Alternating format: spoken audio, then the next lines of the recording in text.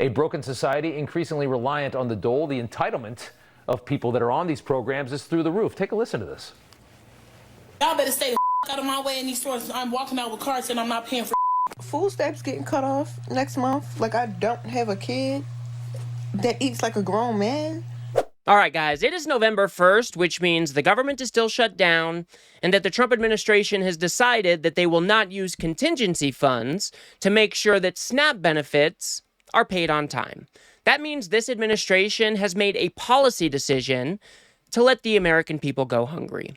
And instead of dealing with the very real possibility that we are about to see one of the biggest explosions in food insecurity that we have seen since the Great Depression, we have conservative influencers out there who would much rather dig up a whole bunch of racist tropes and then bash anybody who might rely on these types of benefits. And I specifically want to talk about SNAP, guys, because about 42 million Americans rely on nutritional assistance each month. That works out to about 1 in 8 Americans. And instead of dealing with this very real hunger crisis that is going to start basically right now, we've got people like Matt Walsh out there trying to say that, well, people don't starve to death in America, so what's the big deal? If you guys do appreciate my work and want to support the show, please do remember to subscribe. Like, no one has presented us with a person and said, okay, here's an actual human who's alive today in America. And for this person, legitimately, if they don't have food stamps, they will starve. It's the only thing. It's the only way they can get their hands on food. Why is it that it always has to be the worst of all scenarios in these people's minds? There are other bad things that can result as if people do not have the proper amount of food. Back in 2022, I believe it was, 20,000 people died due to malnutrition-related symptomology. That doesn't mean that people completely starve to death, but if you aren't getting the appropriate amount of food and the appropriate amount of nutrition, this can have a whole bunch of downstream effects.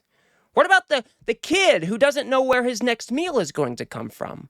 What about the kid who is studying for exams and hasn't had the correct amount of nutrition? Do you think he's going to perform well on his exam? It doesn't come down to people just starving. I mean, what is wrong with these people? But let's continue. No one has shown that example.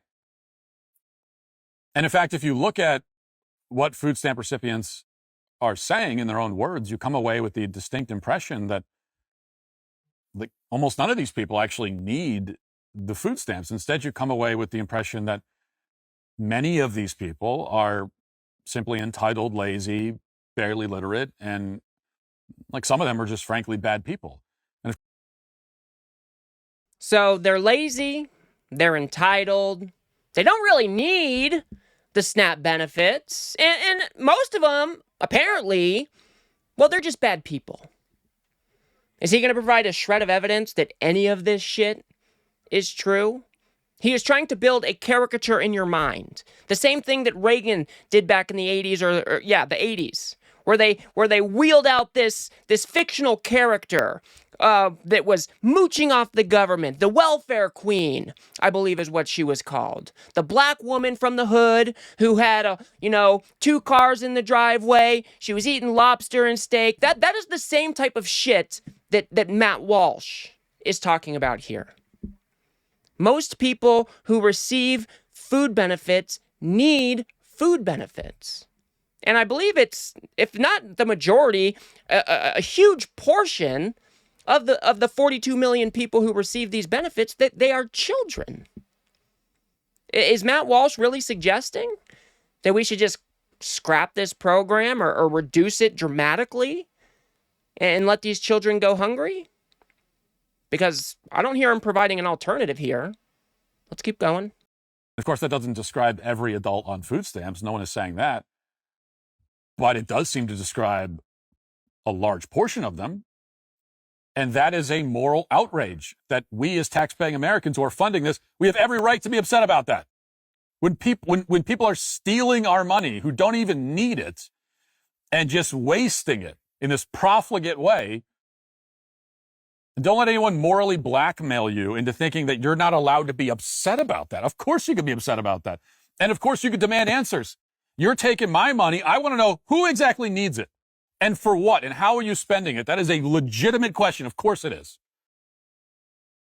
So here he's trying to say that it's just a whole bunch of really bad people. They're lazy. They're entitled. They're stealing your tax dollars.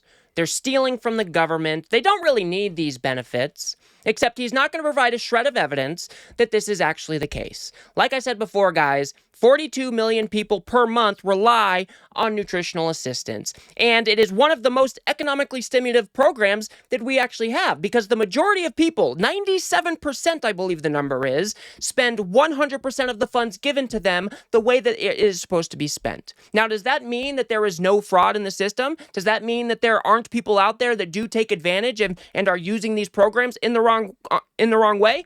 Of course not. Those people exist, but it is a minute minority of the overall program. Should we look at ways to eliminate that waste or the fraud? Of course. But to paint with such a wide brush here, to say that everybody's just lazy and entitled, they don't really need these benefits, guys, because nobody starves in America. This is just dehumanizing bullshit from these conservatives. They want you to be outraged that people in this country might rely on the federal government to make sure that they and their children are fed properly. That's what is going on here. Let's move on to the next guy on the list here, where we got Steven Crowder, which is, it's just racism. That's what this is. Let's take a look. Well, certainly non-citizens. 1.5 million non-citizens collected about $4.2 billion worth of SNAP benefits. That's unreal. And then an additional 2.2 million anchor babies collect SNAP. What he meant to say there, guys, is 2.2 million anchor babies. He meant to say that those are American citizens. That's what an anchor baby is. A child born in this country is a citizen of this country. He is correct to say that there are some non-citizens using the SNAP program. But again, there are qualifications in place where you can't just come into the country and use the system. We're talking about refugees. We're talking about real asylum claims. We're talking about people who have fled other countries for political violence or other reasons, and we are helping those people get back on their feet. Because America used to be the good guy. What Steven Crowder and these other conservative assholes are really advocating for is that if you can't make it on your own, well, then maybe you should just die. That is what I'm hearing out of these fools. Let's continue to see what Steven Crowder has to say. So those people are pretty mad. There you go. And then a next group of people. Oh, boy. I'm just going to say, I don't even want to say uneducated. I'll say people, I don't even want to say they type shorthand.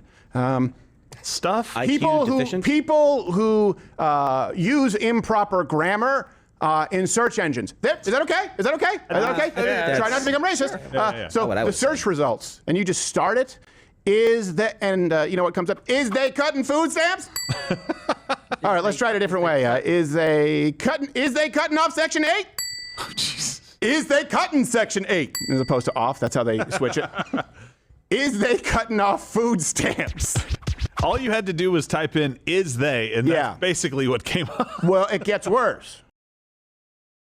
Yeah, guys. So we're now going to use the Google search function autocomplete to see who is really using these benefits. Real good analysis there, Steven Crowder. Not to mention, who was that? End Wokeness was posting these so-called autocompletes that he was able to get from his Google search bar. I, for one, wasn't able to replicate these results. But again, this is just going to build a caricature in your head that it's a whole bunch of lazy black folks who are mooching off the system, who are going out there and selling their EBT cards. They're going out. The racist tropes are just over the top. We've even seen a whole bunch of AI videos being spun up of these entitled black women who say that the government is needing to give these benefits so they can feed their children. Fox News, of all people, was caught running this as though it was a real story. Are we to believe that Steven Crowder is just not playing on these same racist tropes as well? I mean, because that's what it seems like to me, guys. The overwhelming majority of people who are SNAP recipients are white. I just can't with these people. They have lost their humanity. They've lost their empathy. If we have people in this country who need food and nutritional assistance, why wouldn't we have a program to address those needs? Now, I'm not saying that every single person out there should be on these types of programs, and sure, we should look at ways where we can help people, go out there and make it for themselves, which is what the majority of people actually want, which is even borne out by the data. I think the average adult who is not, over the age of 50 or 60, they are only on the SNAP program for an average around 12 months. Most people aren't just staying on these programs for years at a time. And if you're an able-bodied worker, I think you can only claim 3 months at a time, unless you are doing other requirements like work requirements, proving that you are working or that you are looking for work. These people are just trying to paint a very simplistic view of who is stealing tax dollars from you. That is the overall point of this. And the last person I want to show you here is Ben Shapiro. Let's go ahead and take a look at what Benny Boy has to say here. Sorry, I thought this was already zoomed in, but here we go. We're about to hit the SNAP cutoff, end of this week. And when that happens, 42 million Americans are going to be short on their food stamps. Now, again, it is insane that there are 42 million Americans on food stamps. That is a wild statistic. And the amount of government dependency in this country is just way too high, period. But they are, in fact, dependent on food stamps. And when those cut off, there's going to be hell to pay for Democrats who won't just vote for continuing resolution. And yet Chuck Schumer continues to do the bidding of the AOC, Zoran Mamdani wing of his party. Here was Chuck. So here we have Ben Shapiro, at least addressing the real facts on the ground. 42 million Americans rely on these benefits. But then he wants to spin this story that, well, this is the Democrats' fault, guys. It's the Democrats who shut the government down. It's certainly Republicans have nothing to do with this, guys, even though they control the House, the Senate, and the presidency. It's not their fault, guys. They're not maybe the ones who are unwilling to talk to the other side of the aisle to get their funding bill across the finish line. That couldn't be it, right, guys? Ben Shapiro is just full of shit here, and I'm getting so tired of this new talking point that they've landed on that somehow Chuck Schumer is trying to cater to the super left wing of the party, the super radicals of the party, because he's afraid of getting primaried in what? Another 4 or 5 years. I mean, it is all a load of shit. The government is shut down right now because Republicans have been unwilling to come to the negotiating table in good faith and work with Democrats to get the funding bill done. That is what this boils down to. You didn't see these types of shutdowns happening under the Biden administration because Biden understood that if he needed Republican votes to get a funding bill across the finish line, well, then he was going to have to work with Republicans to get it done. This Republican Party has been unwilling to do that. So now, not only is the government shut down, not only are your healthcare premiums going to skyrocket by sometimes hundreds of %, but now this administration has made an actual policy decision to not use contingency funds to make sure that these SNAP benefits are going out on time. That is a policy decision that Trump's White House made. This is the guy who is supposed to be America first, right? This is the guy who promised you that he was going to come into office and he was going to take care of everybody. He was going to make those grocery prices go down, those housing prices go down. But every single action he has taken at this point has been basically the complete opposite of those promises. And now we are at very real risk of 42 million Americans experiencing a hunger crisis because this administration is not willing to pay out these benefits, even though that is what they are supposed to do by law.